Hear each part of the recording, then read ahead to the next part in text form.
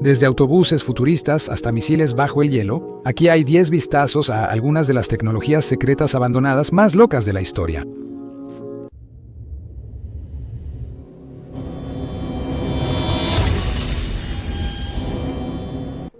Boeing YAL-1. Imagina un avión que parece un avión comercial normal, pero con un giro mortal. Esa fue la idea detrás del Boeing YAL-1, que se desarrolló a principios del siglo XXI, el cuerpo de un 747-400F. El ejército de los Estados Unidos decidió armarlo con un láser de oxígeno químico de bobina o yodo. Equipado con una gran nariz a través de la cual se apuntaría el láser, el YAL-1 estaba destinado a interceptar misiles enemigos. Después de un vuelo inicial en 2002, se realizó una prueba que involucraba lo que se describe como un láser de baja potencia en 2007. 2010 vio un estallido más poderoso desplegado que derribó un par de proyectiles. Hasta ahora todo bien. Sin embargo, el proyecto fue cancelado en 2011 y el avión en sí fue desechado en 2014. Robert Michael Gates, ex secretario de Defensa, consideraba inviable la idea, debido al alcance general de la bobina, más los miles de millones de dólares necesarios para mantener un grupo de YAL en el aire. Esperaban tener un arma devastadora que pudiera derribar misiles. Lamentablemente para Boeing, ese sueño fue archivado. Sin embargo, el YAL-1 fue el que fue derribado, o eso es lo que quieren que pensemos. El autobús elevado de tránsito de China, en 2016, surgieron noticias de un autobús chino que parecía algo sacado de Star Trek.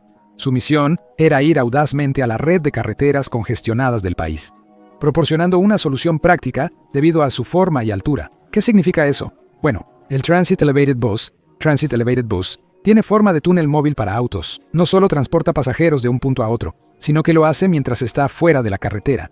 Ahí es donde entra el sobrepaso. El tráfico pasa por debajo del autobús sin detener las cosas. Bastante ingenioso, ¿no? Bueno, no exactamente.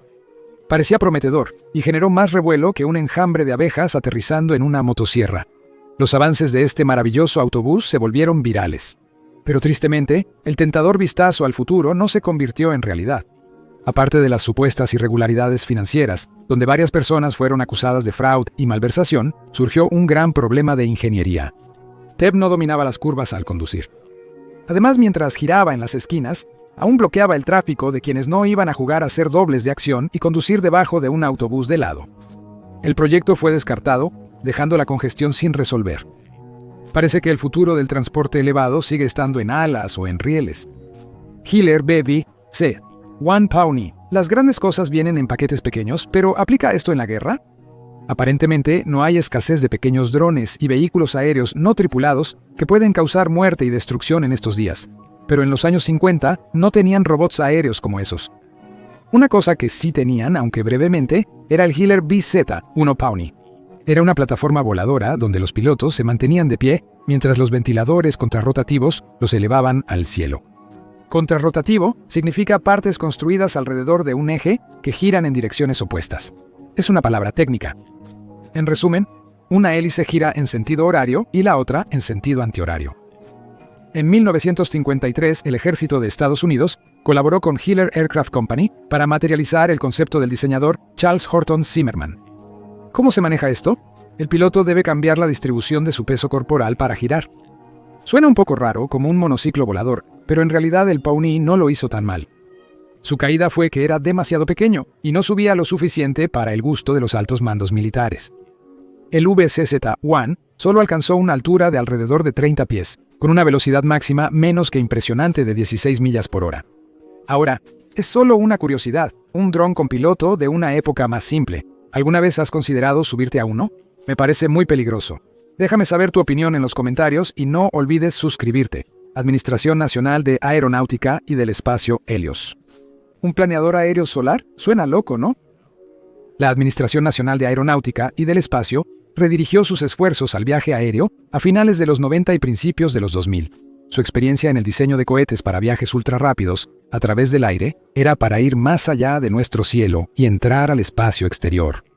El proyecto Helios no tripulado era más modesto pero igualmente ambicioso. Con una envergadura de 247 pies, 75 metros, parecía una versión futurista de un avión de los hermanos Wright. ¿Cuál era el objetivo de la Administración Nacional de Aeronáutica y del Espacio? Power mía. La pista está en el nombre Helios, que proviene del dios del sol. Este modo de transporte vanguardista utilizaba energía solar con un sistema experimental de celdas de combustible, y la agencia quería que volara hasta 100.000 pies de altura. Con un récord final de 30 kilómetros, 97.000 pies, se acercó mucho a su meta de 30.5 kilómetros. Desafortunadamente, en 2003, mientras los ingenieros de la Administración Nacional de Aeronáutica y del Espacio lo probaban en Hawái, falló y se sumergió en el Pacífico, durando solo 4 años, 10 millas, 16 kilómetros al oeste de la isla de Kuwait. ¿Alguien piensa que todavía podría estar allí en las profundidades, tramando venganza contra los humanos que lo estrellaron? Bueno, los científicos recuperaron la mayor parte de él. Así que desafortunadamente para los fanáticos de la ciencia ficción, no hay mucho misterio en torno a su último vuelo. Tupolev Tu-144. En el mundo de los aviones de pasajeros supersónicos, el avión relativamente desconocido fue en realidad el primero. ¿Pero qué le pasó? Mucha gente sabe sobre el Jet Concorde, que permitía a la gente común volar a través del Atlántico en solo unas 3 horas. Puede que haya acaparado toda la atención como avión de pasajeros supersónico, pero había otros jugadores en el juego. El intento más notable y primero de un avión comercial supersónico fue el Tupolev Tu-144, el rival de la Unión de Repúblicas Socialistas Soviéticas al Concorde. Aunque parecía similar, debajo de los paneles de la carrocería estaba diseñado de manera totalmente diferente. Aún así, algunos medios de comunicación y personas no pudieron evitar apodarlo el Concorde Ski. Trágicamente, el Tu-144 entró en los libros de historia por todas las razones equivocadas. Ganó el respeto de la industria de la aviación, pero no fue lo suficientemente práctico para tener éxito. Esto se demostró impactantemente a través de 2 accidentes mortales del Tu-144. Uno en 1973, donde se desintegró y golpeó la aldea de Goussainville, Francia. El otro ocurrió tras un incendio que llevó a un aterrizaje de emergencia en 1978. 2 ingenieros de vuelo murieron cuando los rusos intentaron volar un avión de pasajeros con fallas técnicas. El fuerte ruido de los posquemadores del Tu-144 y el aumento del precio del petróleo provocaron que quedara en tierra tras solo 55 vuelos de pasajeros programados. Solo se hicieron 17 copias del avión. Algunos vuelos militares continuaron ocasionalmente hasta los 80s, incluyendo el entrenamiento de cosmonautas para el transbordador espacial. En los 90s, uno voló de nuevo unas veces en un proyecto de investigación financiado por la Administración Nacional de Aeronáutica y del Espacio, pero para 1999 el proyecto fue cancelado por restricciones presupuestarias. Esa fue probablemente la última vez que un Tu-144 voló. Rockwell X-30. Elon Musk y SpaceX están tratando de hacer realidad los viajes espaciales comerciales, pero son solo los últimos en una línea de compañías que buscan que las personas viajen regularmente más allá de nuestra atmósfera. En los 80, el presidente Ronald Reagan mencionó la necesidad de un viaje espacial rápido y eficiente, describiéndolo como un nuevo Orient Express. Además de ser escenario de un asesinato en el famoso libro de Agatha Christie, el Orient Express era el epítome de los viajes lujosos. Desafortunadamente, el Roswell X-30 carecía de lujos. El X-30 fue el intento de América de crear un avión aeroespacial nacional, o avión aeroespacial nacional. En 1993, el proyecto, dirigido en parte por Rockwell International, fue cancelado 7 años después de su inicio. No se requiere ser un detective experto para descubrir la causa. Esta nave espacial de etapa única a órbita o nave espacial de etapa única a órbita se diseñó para 2 pasajeros. A diferencia de un transbordador espacial normal que quema 1 tonelada de combustible, desechos y propulsores de cohetes, el X-30 fue diseñado como una unidad única que subiría, volvería y se reutilizaría en futuros viajes. El objetivo era ir de Washington a Tokio en tan solo un par de horas. Toma eso, aviones a reacción. Desafortunadamente, el dinero y la tecnología no estaban allí para poner en marcha el proyecto, literal y figurativamente. Proyecto Storm Fury. Imagina vencer los vientos más fuertes de la naturaleza mediante la ciencia. El mundo tiene personas muy inteligentes, pero a veces hacen cosas que suenan un poco descabelladas. A veces tienes que correr riesgos para obtener resultados, pero intentar enfrentarte a los ciclones tropicales volando aviones hacia ellos. La idea, apodada Proyecto Storm Fury, que suena a locura, no despegó. Entre 1962 y 1983, un esquema de debilitamiento del clima involucraba que aviones estadounidenses depositaran yoduro de plata en el centro de ciclones. Estaba confundido cuando aprendí por primera vez sobre lanzar yoduro en un fenómeno meteorológico natural. ¿Por qué hacerlo? Se basaba en que el compuesto haría que el calor abandonara el agua en lo más profundo de la célula de tormenta del huracán. Esto ampliaría el ojo de la tormenta, debilitándola. Salvaría miles de vidas en un desastre natural. Así fue la teoría. El proceso se conoce como siembra de nubes. Resultó que los experimentadores estaban en el camino equivocado y el yoduro de plata no demostró ser una solución útil o efectiva. Como es bien sabido, las tormentas son impredecibles. En ocasiones, los casos de prueba de tormentas tropicales se debilitaban sin intervención externa. La tormenta desconcertó a los expertos, pero su furia se disipó rápidamente, dejando datos interesantes. Para los meteorólogos que usaron los resultados para predecir los movimientos de futuras tormentas, incluyendo las actuales, desconocido suena amenazante y misterioso. Pero, ¿qué es? La verdad es que fue un gran problema. Aunque nunca se terminó, esto ocurrió a finales de los 80. El Instituto de Física de Alta Energía de Rusia construyó lo que casi fue el acelerador de partículas más grande del mundo. Así es, antes del gran colisionador de hadrones en Suiza, existía este enorme dispositivo antes de que los científicos descubrieran evidencia de la famosa partícula de Higgs bosón, la cual piensan que podría ser responsable de la gravedad. En 2012, proyectos como este intentaron localizarla con alta energía y campos magnéticos masivos. Se extiende aproximadamente 30 millas, 48 kilómetros bajo la ciudad de Pradvino, y aunque está abandonado, sigue siendo un destino popular para aventureros en busca de una oportunidad única para tomar fotos. Allá abajo encontrarás una extensa red de túneles.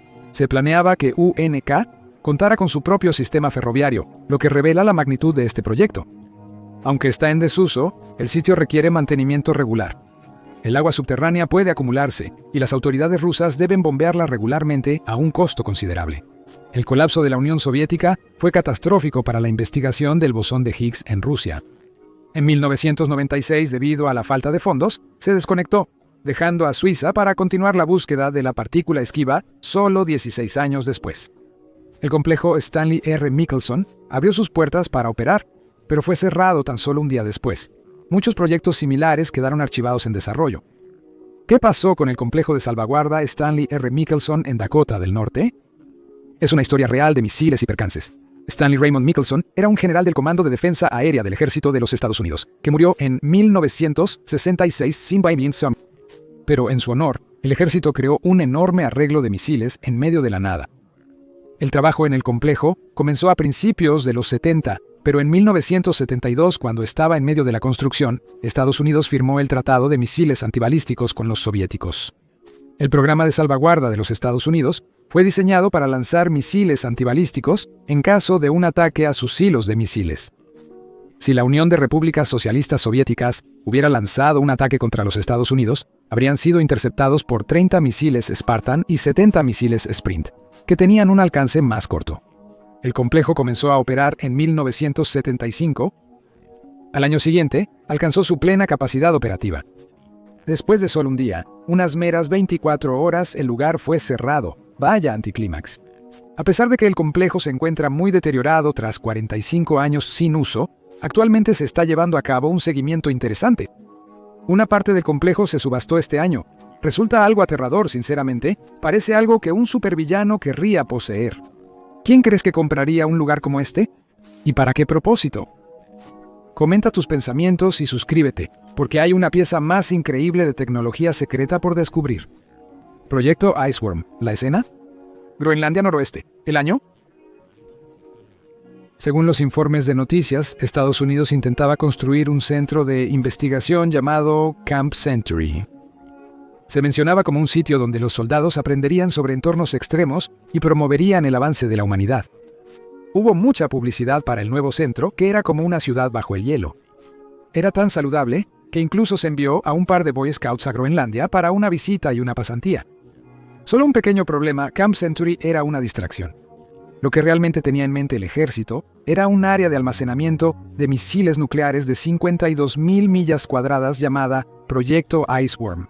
Se estaban creando túneles debajo de la capa de hielo para albergar 2,100 silos y 600 armas nucleares, las cuales serían movidas entre los diferentes silos usando vagones de tren. El movimiento era para mantener a la Unión Soviética adivinando su ubicación. La Guerra Fría comenzaba en serio, y el proyecto Iceworm buscaba hacerla mucho más fría. Al final, el sueño se desvaneció. La nieve y el hielo se movían, haciendo el lugar inestable. El reactor que alimentaba el campamento Century no funcionaba correctamente. Además, olvídate de los rusos. El equipo estadounidense discutía qué hacer. La verdad se reveló en 1997 gracias al gobierno danés. Los daneses estaban al tanto del proyecto secreto porque Groenlandia es un territorio de Dinamarca. Desclasificaron toda la información sobre el plan secreto 30 años después de que se cerrara el proyecto Iceworm. Aunque la instalación fue cerrada para siempre, puede que esté haciendo un extraño e indeseado regreso. El calentamiento global podría derretir la nieve en el área, exhumando los desechos radiactivos que quedaron enterrados en su tumba helada. Imagina toneladas de radiación de los años 60 siendo liberadas nuevamente en el medio ambiente. Es el tipo de cosa que te mantiene despierto por la noche. Gracias por ver. ¿Conoces ejemplos de tecnología secreta abandonada que omitimos? Cuéntanos en los comentarios, suscríbete y nos vemos pronto.